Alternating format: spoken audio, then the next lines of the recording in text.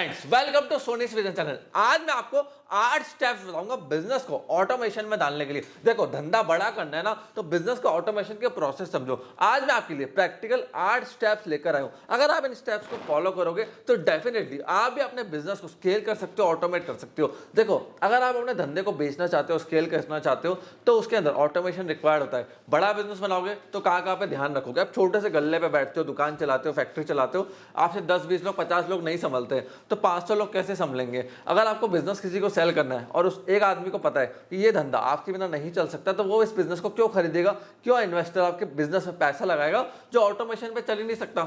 आज क्या जोमेटो का जो फाउंडर है, सीईओ है, वो खुद जाके डिलीवरी करता है, खुद जाके बैठता है। वो डेफिनेटली प्रोसेस को ऑडिट करते हैं, बट वो खुद जाके गल्ले पे नहीं बैठते, धंधे पे नहीं बैठते। आज जयपुर के अंदर रेस्टोरेंट के टाइप होते हैं जोमेटो के ऑटोमेटिक मोड के ऊपर, एक प्रोसेस बना हुआ है, एसओपी बना हुआ है। बड़ी brands like Reliance, Tata, Aditya Birla group और मैक्स, ये सारे ब्रांड्स, ये लोग क्या करते हैं, ये एसओपी बनाते हैं, प्रोसेस बनाते हैं, स्केलेबल मॉडल तैयार करते हैं और देश भर में फैल जाते हैं। अब देखो, धंधा ऑटोमेशन करने के ना 8 स्टेप होते हैं। सबसे पहला स्टेप जो ऑटोमेशन का होता है वो होता है प्लान अ ब्रेक। यस, आपको एक छुट्टी ले लेनी है। वो क्यों लेनी है मैं आपको बताता हूँ। जब हम धंधे में होते हैं ना, तब हमें सब चीज़ खराब लगती है कि ये चीज़ मेरे बिना नहीं हो सकती। मैं यहाँ गल्ले पे बैठा हूँ, धंधे पे बैठा हूँ, तो चीज़ चलेगी।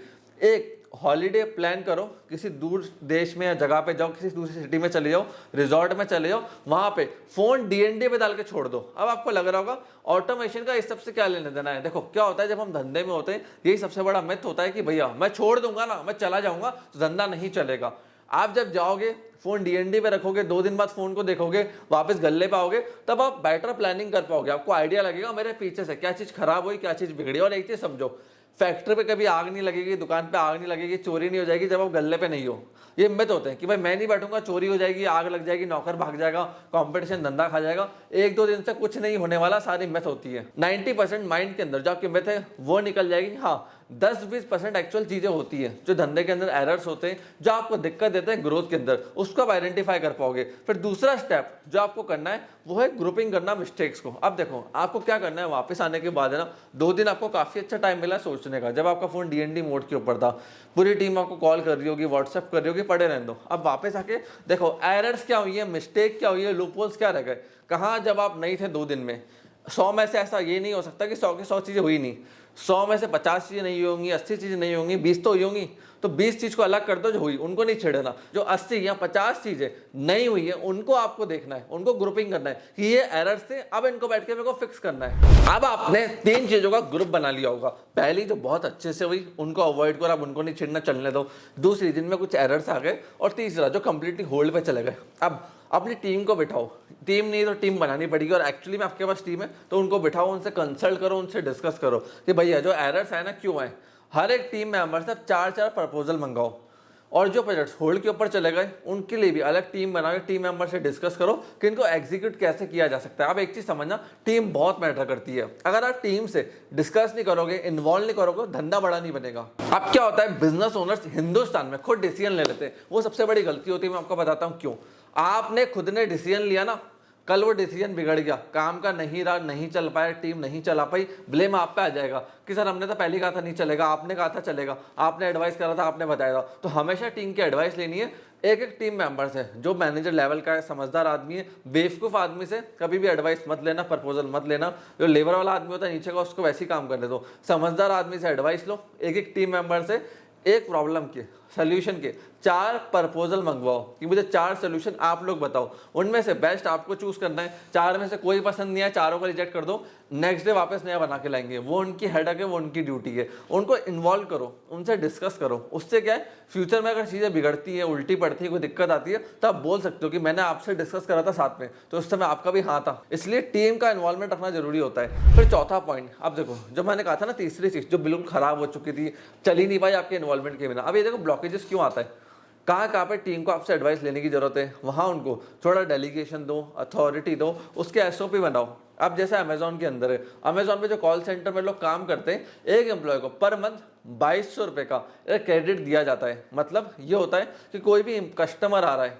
अब कस्टमर की प्रॉब्लम सॉल्व ही नहीं हो रही, बहुत टाइम हो गया, बहुत कस्टमर इरिटेट हो गया, और अमेजोन के पास उसके लिए कोई पॉलिसी नहीं है, तो उन 2200 रुपये में से जो अमेजोन का एम्प्लॉय है वो रिफंड कर सकता है 2200 रुपये पर मंथ तक एक कस्टमर को। तो वहाँ पे आपको पॉलिसी बनानी पड़ेगी, डेलीगेशन करना पड़ेगा। आप देखो अमेजोन बड़ी कंपनी है, 2200 रुपये से उसका भी नुकसान नहीं होगा।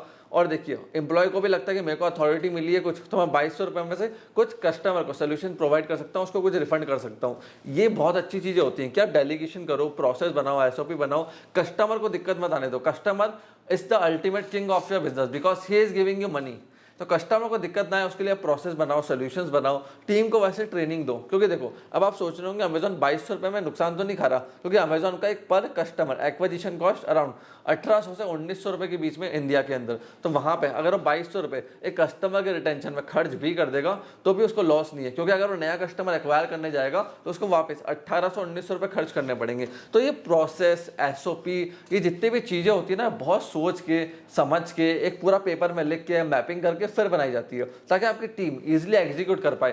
टीम क्या है, आपने चीज़ बता दी उसको एग्जीक्यूशन में लग जाएगी, बट सोचना आपको है कि परफेक्ट चीज़ आप उनको बताओ। मालूम पड़ा कल वो गलत करिए है। अब आप एक चीज़ समझो, हिंदुस्तान में नूडल्स में कैटेगरी में सबसे ज़्यादा कौन सी चीज़ चलती है, वो है मैगी। हम ये नहीं बोलते नूडल्स देते, हम बोलते हैं मैगी देते। हम बाकी नूडल्स की ब्रांड्स में क्यों नहीं जाते, पता है क्यों? मैगी बहुत ईजी है, पानी में डालना है, मसाला डालना है, गर्म पानी डालना है, 5 मिनट में तैयार।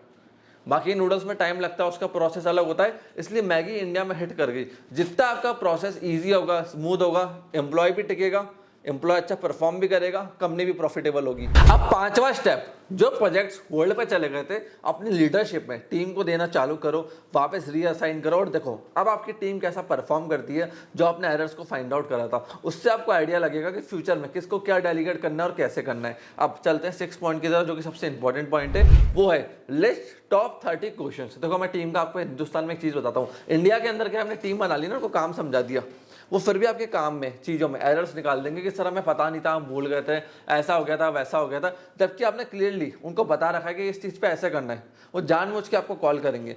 पहले 30 क्वेश्चन, 40 क्वेश्चन, 50 क्वेश्चन रेडी कर लो, उसमें हर चीज़ का आंसर लिख दो। क्वेश्चन ये रहा, आंसर ये रहा, क्वेश्चन ये रहा, आंसर ये रहा, कि आपके प्रेजेंस के बिना चीज़ों को एग्जीक्यूट कैसे करना है। उससे क्या है, अगर कोई नहीं भी कर रहा ना तो आप उसको दिखा सकते हो कि भैया देख मैंने कहा था ऐसे होगा, ऐसे क्यों नहीं हुआ, साफ साफ लिखा हुआ है। ये चीज़ें बहुत इंपॉर्टेंट है, इस चीज़ का ध्यान रखना। 7th पॉइंट, लियो थिंकिंग। अब एक चीज समझो, बचपन में पजल्स होती थी, पजल्स को हम जोड़ते थे, वैसे ही बिजनेस के अंदर डिपार्टमेंट्स होते हैं, sales, marketing, service, product, delivery. अब देखो आपको डिपार्टमेंट्स को जोड़ना आना चाहिए कि कौन सा आदमी किस डिपार्टमेंट से कैसे जुड़ेगा, कैसे बात करेगा, कैसे डील करेगा, कैसे डिपार्टमेंट के टारगेट्स होंगे, क्योंकि सेल्स अलग है, मार्केटिंग अलग है, सर्विस डिलीवरी अलग है, कस्टमर रिलेशनशिप अलग है। अब देखो बहुत समझ चाहिए इस डिपार्टमेंट को जोड़ने में, आपस में लिंक करने में। अगर ये आपने ढंग से जोड़ लिया ना तो धंधे को आप बहुत अच्छा ऑटोमेशन पे लेके जा सकते हो।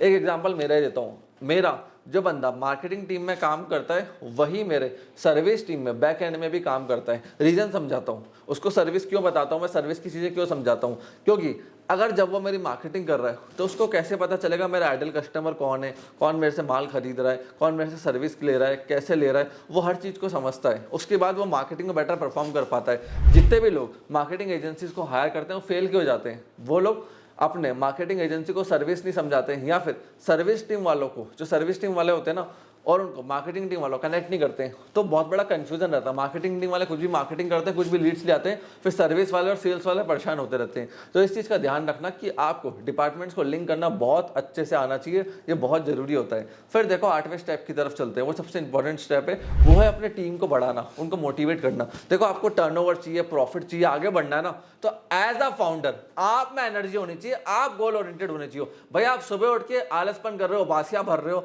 आप हाईली मोटिवेटेड नहीं हो, हाँ वो करते हैं, आज चलेंगे, चलो आ रहा हूं, कर रहा हूं, नहीं, एनर्जी, आप में एनर्जी है, आप गोल ओरिएंटेड हो, पॉजिटिव एटीट्यूड के साथ हो, और आपको पता है ये आज का टारगेट है, ये अचीव करना है। अगर आप में एनर्जी है ना, आपकी टीम आपके साथ भागेगी। आप अपनी टीम को पैसा कमा के दे सकते हो, प्रॉफिट्स कमा के दे सकते हो, इंसेंटिव अच्छा दे सकते हो, उनको आगे लेके जा सकते हो, उनको एक क्लियर पाथ और गोल दिखा सकते हो, तो डेफिनेटली टीम रिटेंशन भी करेगी, टीम काम भी करेगी, धंधा ऑटोमेशन पे भी चलेगा और कंपनी भी आगे बढ़ेगी। तो टीम को एम्पावर करना, ट्रेन करना, उनको सिखाना बहुत ज्यादा जरूरी है। सो फ्रेंड्स, मैं आशा करता हूं ये वीडियो आपको पसंद आई होगी। अगर आपके डाउट है बिजनेस ऑटोमेशन को लेके, बिजनेस की ग्रोथ को लेके, कमेंट सेक्शन खुला है, कमेंट सेक्शन में कमेंट करके आप हमसे क्वेश्चंस पूछ सकते हैं। अगर वीडियो पसंद आई तो वीडियो को लाइक करो, लाल कलर का बटन दबा के सब्सक्राइब करो और अपने पूरे फ्रेंड सर्कल में इस वीडियो को शेयर करो। आपने इस वीडियो को यहां तक देखा, हम लोग सपोर्ट दिया, उसके लिए धन्यवाद।